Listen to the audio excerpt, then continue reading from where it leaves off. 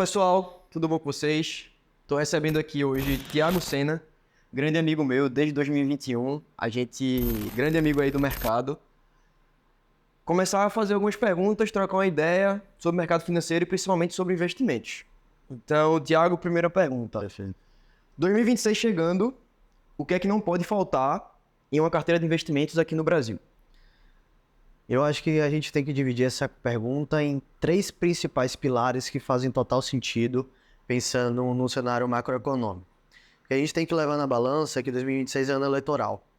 E um ano eleitoral é ano de muita especulação. Então, você precisa se blindar de especulação. Com um cenário de juros extremamente alto, renda fixa pós-fixada é um must-have, todo mundo tem que ter. Certo. É onde vai botar sua segurança, sua estabilidade e até que haja um movimento do Banco Central reduzindo a taxa de juros para você perder a atratividade, até lá dá para se ganhar uma boa grana de uma forma muito conservadora. Então isso aqui é certeza, mas ao mesmo tempo, para clientes que têm um certo apetite ao risco, eu vejo com bons olhos o cenário de bolsa. Poxa, Thiago, a gente está aqui dia 29 de agosto, dia que a bolsa bateu recorde histórico. E a gente trabalha no mercado, a gente sabe que não é recomendado você falar compre nas máximas. Mas ao mesmo tempo, quando você faz uma análise de macroeconomia, em que você olha 3 a 4 anos de bolsa apresentando um PL, preço sobre lucro, extremamente baixo, considerando as médias históricas do Ibovespa, junto com o cenário de juros altos no Brasil, junto com o cenário de juros altos nos Estados Unidos, junto com o cenário de eleição, isso pode sim ter um efeito de destravamento da renda variável, principalmente renda variável brasileira. Agora, de todo modo, tem que segurar o risco do quanto você vai se expor, Beleza. porque com o cenário eleitoral, a gente está entendendo que isso pode mudar o cenário. Então, você se der um all-in, uma tentativa de entrar de vez para ganhar dinheiro, e o cenário se transforma diferente do que a gente está comentando aqui, que é uma possibilidade, a gente tem que pensar em probabilidade na hora de fazer a alocação, isso pode se tornar uma coisa negativa. Puxando o gancho aí de máxima de bolsa histórica, eventualmente não seria já o mercado precificando as eleições do ano que vem? Na realidade, não somente as eleições, mas também a sinalização de início de corte de juros nos Estados Unidos, junto com o corte de juros no Brasil. Então, esses três principais pontos são o que o mercado mais está analisando hoje e colocando como essa precificação que fez a bolsa atingir esse máximo. Tá bom. Só que aquela questão, o máximo histórico há 10 anos atrás já é uma saudade, o máximo histórico há 5 anos atrás já é outra saudade. Então eu vejo esse máximo histórico agora com o efeito de, obviamente, uma certa euforia do mercado precificando o que pode vir a acontecer em 2026, que tem uma série de coisas que podem, de fato, destravar e trazer a bolsa para 160, 180 mil pontos. É possível. Tá. E quem tiver nesse movimento pode, obviamente, botar esse dinheiro no bolso, mas o risco também tem que ser moderado para você não perder a mão e se machucar depois. Lá com seus clientes, quem tem perfil de ter renda variável, como é que você divide o asset allocation em renda fixa e renda variável? E dentro da alocação de renda variável, o que é que você sugere? Então, eu tenho uma metodologia que eu entendo que todos os perfis, eles podem ter uma certa exposição à renda variável. Certo. Então, isso parte de um princípio básico. Então, a gente entende que um cliente conservador, ele, obviamente, ele não vai querer ter tanta exposição. Mas se a gente tem essa percepção, dá para colocar ali 10, 15% de renda variável de um asset allocation completo, sendo que esse asset allocation sempre tem que ter os principais pilares entre bolsa brasileira e bolsa americana. Tá. Então, é necessário ainda dentro desse percentual fazer suas divisões, seja em ações, fundos imobiliários, ativos internacionais, até às vezes criptomoeda, dependendo do risco. Mas, obviamente, para conservador não entra criptomoeda.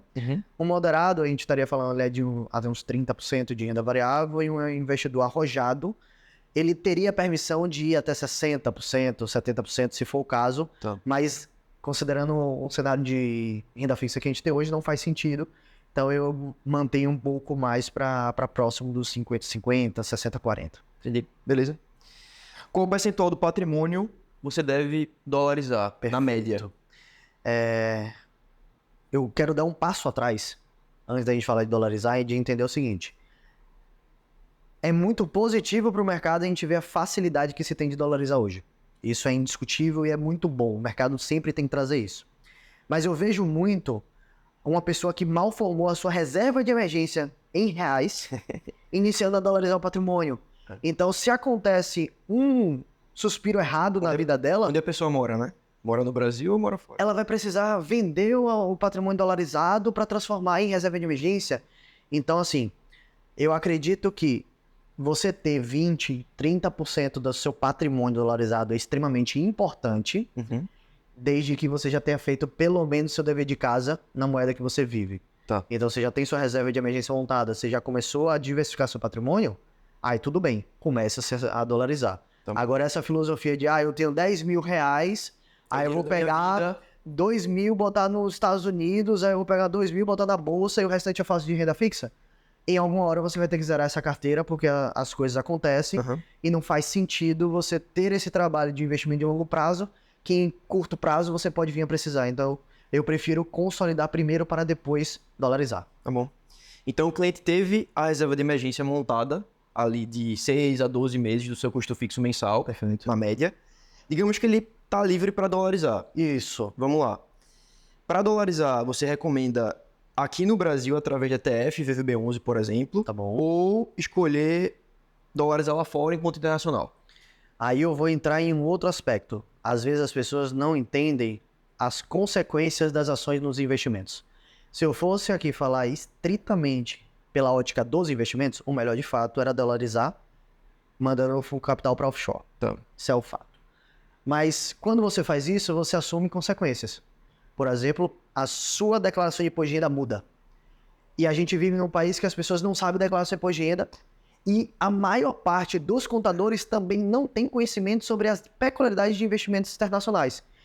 Então, se você faz isso e cai num problema, o melhor é você ter a dolarização interna, através de ETF, e VVB11 é sensacional, e tem outros entretanto. Agora, eu já tenho um patrimônio consolidado, eu tenho um escritório de contabilidade de renome, que eu já pago um custo elevado para esse escritório de contabilidade, eu já tenho um patrimônio significativo, aí obviamente começa a se fazer muito mais sentido você dolarizar enviando dinheiro para offshore. Maravilha. Então, se a gente fosse dar uma resposta assim meio cética, no começo da sua carteira, no começo do seu patrimônio, enquanto que você ainda está formando, use os investimentos dentro da Bolsa Brasileira. Concordo. Perfeito. E aí depois, teve robustez, eu já consigo abrir uma conta internacional com, sei lá, 20 mil dólares, 100 mil reais? Massa. Já tem um volume que começa a fazer sentido. Beleza. O trabalho que se terá para fazer essa dolarização. Eu penso nesse custo-benefício. E a eficiência tributária, né? Você tem que também fazer essa conta, que geralmente é uma conta oculta que os clientes não fazem. Não fazem, porque aí você vai ter spread bancário, você às vezes vai ter IOF, você vai ter que fazer análise de qual é o seu custo médio em dólar de cada câmbio que você fez. E aí, às vezes, seu É aí câmbio... que o mercado vai monetizando o cliente. Exatamente. E aí, às vezes, o cliente não sabe, mas aí ele precisa enviar sua declaração de imposto de renda completo para a corretora, para ela analisar a liberação de limite, para você fazer câmbio. Então, vai surgindo uma série de outros trâmites que só faz sentido, de fato, se você está falando em um volume financeiro significativo. Se a gente está falando de começar a dolarizar, o VVB11 é 300 e poucos reais, tá tranquilo, joga duro e vai embora. Tem cliente meu que tá ganhando 80% em VVB11, tá feliz da vida. Mas também. Então, não faz mal a ninguém. Legal. Fundo de ETF para renda variável ou escolher ação individualmente? Boa pergunta. Eu digo que você primeiro tem que entender como você quer trabalhar a sua carteira de investimentos. Se eu, Thiago, sou um investidor, eu gosto de mercado, mas eu não tenho especialidade no mercado, vai em ETF. É a melhor decisão para o investidor individual, indiscutivelmente. Concordo. A gente tem livros demonstrando a eficiência do instrumento como ETF, etc. O investimento que a gente chama aqui no mercado de stock picking, que é você escolher individualmente cada uma das ações que você vai compor sua carteira, é uma atividade profissional. É a mesma coisa. Você vai escolher qual é o antibiótico que você vai tomar ou você vai no médico para ele te prescrever um antibiótico? Porque se você pega um antibiótico errado, você pode ter problema sério. Então eu olho na mesma ótica. Hoje o meu trabalho é olhar mercado. Então eu tenho a responsabilidade de fazer uma seleção para o meu cliente. A gente faz tudo isso. Só Faz que todo ao dia. mesmo tempo, eu como profissional também aloco o ETF na conta dos meus clientes. Eu faço as combinações. Então eu boto muito nessa balança. Se você é investidor e quer investir de forma individual e você não... A gente já vivenciou isso lá atrás, né? Então eu já vi cliente que entra, não, porque eu vou estudar, pai, faz curso, estuda, entende DRE, faz análise contábil, aprende. E de fato, eu não acho que é um conteúdo que as pessoas não têm capacidade de tomar a decisão. Mas ela vai perder tempo. Só que ela não vai ter tempo de manter isso ao longo da vida. Isso. O problema está na manutenção e não no aprendizado.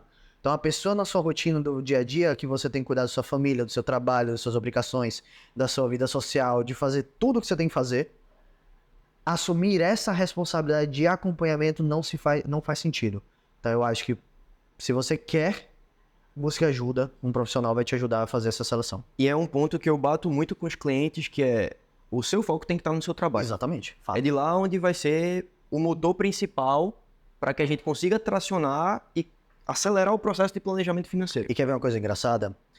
A pessoa fala assim, mas se eu sair do ETF, que, sei lá, rendeu 15% no ano, e montar a minha carteira, que vai bater o Ibovespa, eu consigo ganhar 17%, 18% ao ano. Tá? Primeiro que a gente sabe que isso não é consistente, mas saindo do assunto da consistência, é importante dizer o seguinte, eu prefiro ganhar 1% ao ano se eu tiver 100 milhões de reais, do que ganhar 20% ao ano se eu tiver R$1.000. Entra o que você falou.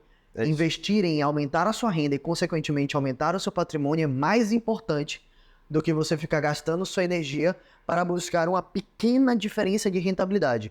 Nós, como profissionais, temos a obrigação de buscar a melhor rentabilidade possível dentro da capacidade e dentro dos riscos da capacidade aceitável do cliente. Ok. Mas eu não posso, de forma alguma, trazer ao assunto que o cliente vai se preocupar com rentabilidade e por isso ele vai ter que estudar e gastar tempo da vida dele, sendo que se ele estivesse fazendo isso aumentando a renda, o resultado seria muito melhor. Perfeito. Senna, com a eventual queda da taxa de juros, quais oportunidades que aparecem? A gente já falou de Bolsa Brasileira, a gente já falou de eventualmente até a curva de juros futura está caindo, Perfeito. O Banco Central ainda não se posicionou, mas já existe um planejamento meta para 2026, a Selic chegar na casa dos 12,5. Falamos do ponto aí de Bolsa Brasileira, mas além de Bolsa Brasileira, o que é que a gente tem mais de oportunidade? Conta aí. Como todo mundo já fala disso, então eu acho que a gente não precisa trazer aqui um assunto que está 100% batido, porque todo mundo sabe. Bolsa de valores tem uma correlação negativa com renda fixa, então quando os juros caem, bolsa sobe, é o esperado, é o tradicional. Mas aqui a gente está falando de um momento muito peculiar para quem olhar a renda fixa da forma certa.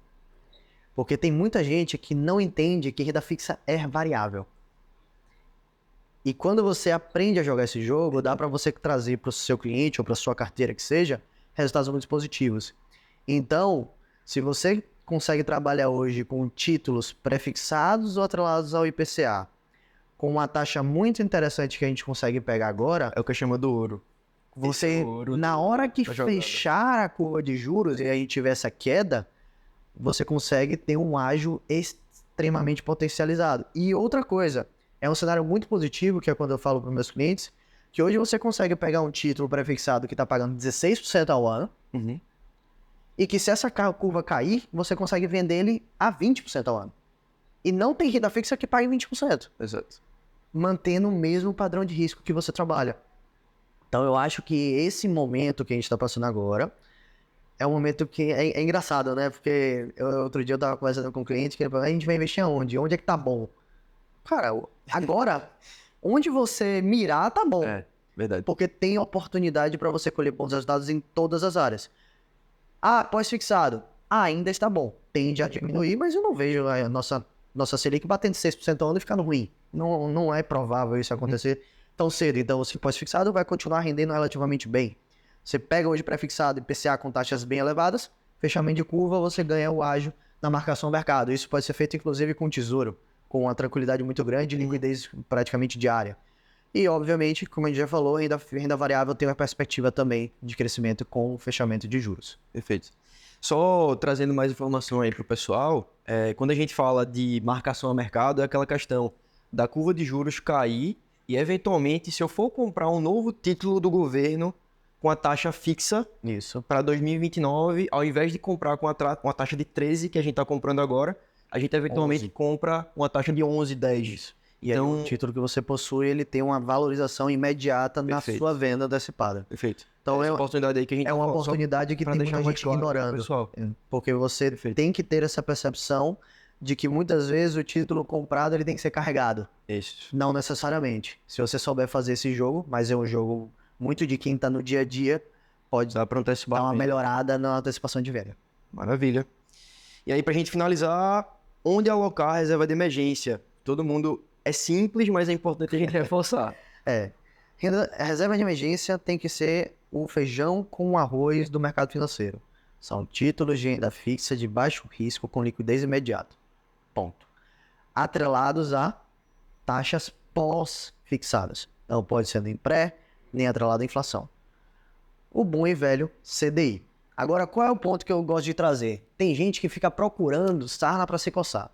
Ah, porque o CTB do não sei que Bank tá dando 120% do CDI. Toda semana eu escuto isso. Toda vez a gente vai escutar. Cara, se você tem dinheiro sobrando, taca nesse CDB, não tem problema nenhum. Mas a sua reserva de emergência não pode correr risco de cair, por exemplo, no FGC. Então, cara, fundo Tesouro Selic simples tem toda a corretora. Fundo D0 com alinhamento a até 102% CDI tranquilo. Não bota no diacho da LCA por mais seja isento, porque você vai ficar com a carência de pelo menos 6 meses para poder resgatar. E se a sua emergência for antes de 6 meses, você não tem dinheiro. Então, vamos seguir ali o Tesouro Selic, que funciona tão bem. Eu digo o seguinte, reserva de emergência não é para ganhar dinheiro, é para proteger seu dinheiro. E se você tem um rendimento entre 99% e 102% CDI, você está perfeito. Isso. Não precisa buscar mais do que isso, não precisa buscar risco a mais, não precisa pegar crédito privado em excesso, não é necessário. Depois que você tiver sua reserva, vamos brincar de crédito privado, vamos pensar em FDIC, vamos pensar em 1000 outras opções. Mas a reserva, deixa ela fazendo o papel dela, CDB ou fundo DI, tá tranquilo. Maravilha. Tiagão, obrigado aí. Tamo junto, meu querido. Junto. Vamos embora. Um abraço. Valeu, pessoal. Até a Tchau. próxima.